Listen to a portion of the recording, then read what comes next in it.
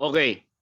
Paano natin bubuwag o madistrongka ang elite democracy? And there's only one answer.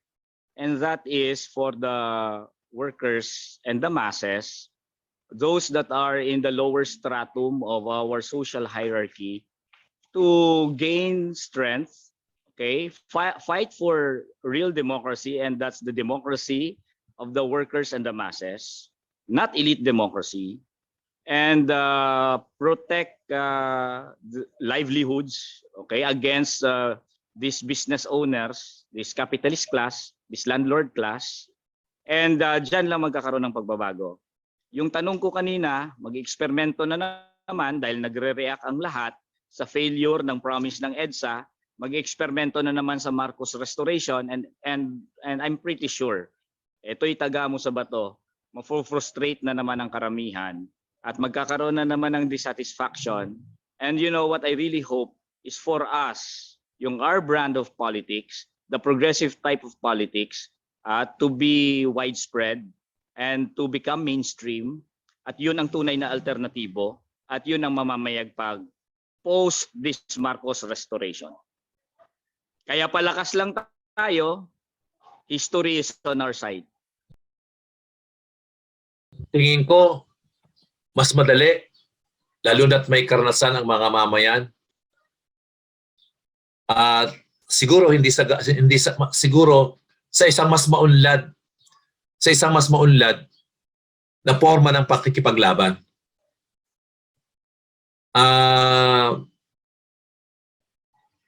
Yun tingin ko ang iluluwal kung halimbawang magbalik ang madilim na kasaysayan ng Pilipinas sa kamay ng unity team na binubuo ng mga trapo at dynasty, ng mga magnanakaw na ang framework ay magpayaman lamang ng magpayaman, at suportahan yung sistema ng ekonomiya at politika yung sistema ng ekonomiya na pumapabor sa mga big business. Tingin ko mas magkakaroon ng mabilis na paglaban ang mamayan sa panahon na ang mamamayani ay yung paksyon ng mga trapot dynasty ang bumubuo ng unity team. Yung lahat ng mga taong itinakwil ng mga mamayan ay nandun na, nagsama-sama. Gloria, Rebilla, Duterte, Marcos, ay yan yung mga taong nagre-represent ng bulok na pamamaraan ng pamumuno, marahas na paraan ng pamumuno, korupsyon na paraan ng pamumuno, at business-oriented na paraan ng pamumuno. Hindi people's-oriented. Kung patuloy na magpapagalingan, magtitirahan, sa halip na magkasama, at masyadong magiging protective sa kanilang mga prinsipyo at hindi pangahawakan yung makamanggagawa, makamagsaka, makamasang paninindigan at forma ng paglaban ay baka masayang lang ulit. Kailangan talaga ay maging mapagkaisa sa paraan at interes ng masang Pilipino. Yun ang dapat tingin kong bigyan ng prioridad. At pagkatakwil, siguro yung pagkakaisa sa pagkatakwil sa diktadura, sa trapo, dinastiya, at elitista na pamumuno na ang paglilingkuran lamang ay ang mga big business, na lokal na big business at saka dayuhan. Yung akin namang tindig na ito ay hindi lang ako ang may ganitong tindig. alam ko maraming progresibo tayong mga kasama na mas maunlad pa nga ang pag-iisip kaysa sa akin. Mas makinis, mas malinis nila maipipresent yung kailang mga karanasan kaysa sa akin. Nagkataon lang siguro na yung kapangahasan na tumayo sa entablado ng electoral na labanan ay naipagkaloob sa akin o nagkataon sa akin na ipasa. Pero alam ko, mas mahuhusay kaysa sa aking kayang ipaliwanag ng klarong-klaro yung kalupitan ng diktadura, kasamaan ng elitistang demokrasya, at yung di pagkakabuo ng isang malakas na alternative forces na pagkakatiwalaan ng masa. At yun ang assignment, tingin ko, ng progresibong kilusan. Paano bubuuin yung alternative para na i-represent yung aspirasyon ng masang Pilipino para siya pagkatiwalaan at samahan.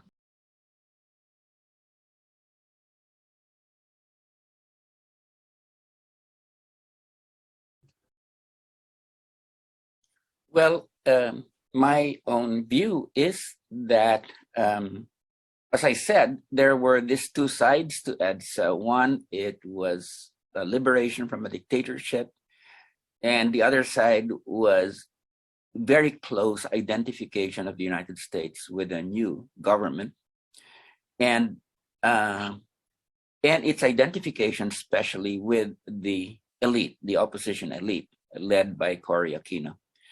So the policies were reflected in the actions of the new government. On the other hand, we had a constitution that really underlined human rights and did have good social justice provisions, quite nationalistic in many of its economic provisions.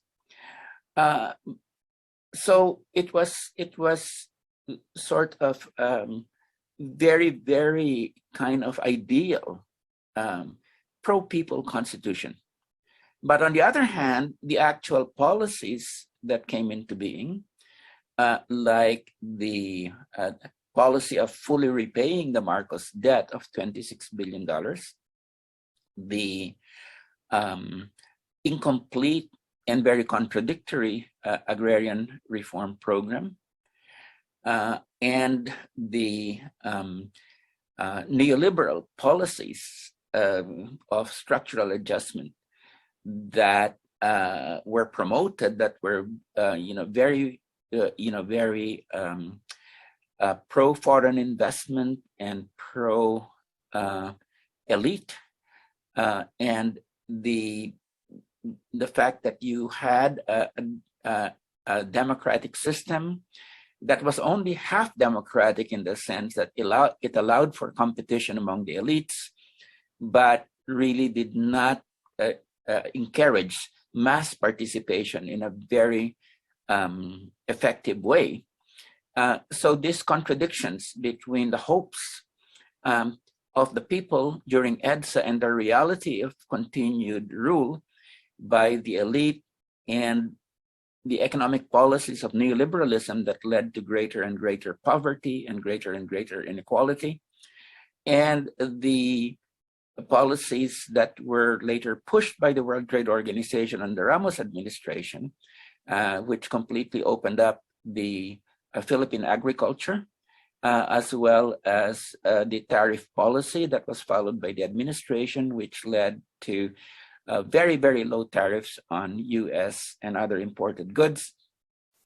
So this led to a very grave problem of the destruction of the manufacturing and of agriculture in the Philippines, and a situation whereby the only outlet for people to be able to get on in life for many was just to go abroad in search of jobs.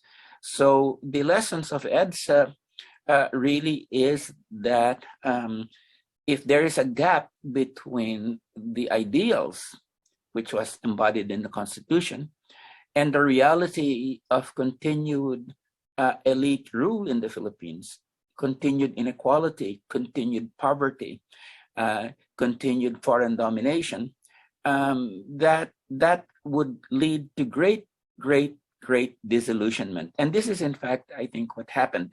That we had the promise of EDSA, people expecting that there would, in fact, a new order, but what happened was we had the continuation of an elite-dominated system, continued inequality, and continued and stronger foreign control of the economy, leading to a great deal of dissatisfaction, especially among the youth.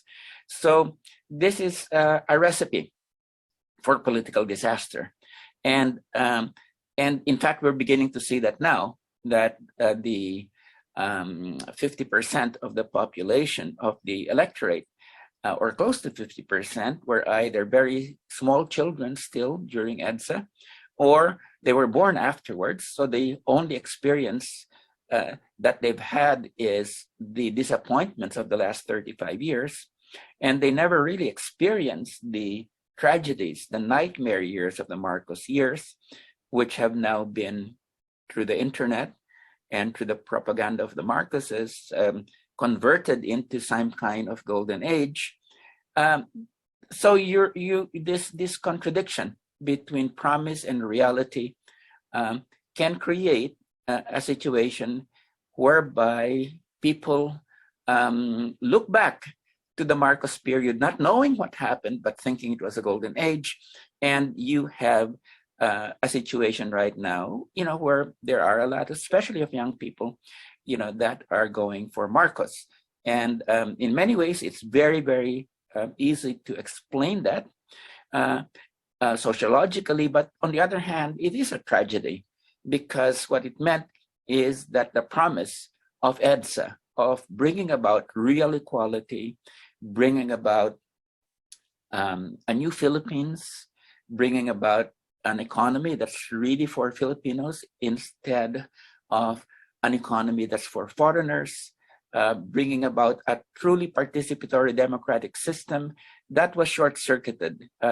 And this is why we are the real successors of EDSA, Cal, Leody, and I, in that we're promising, not that we're promising, but the vision that we hold forth is a Philippines that is really based on equality and justice, and based on the transformation of the economy to really serve people's needs instead of the needs of the elite.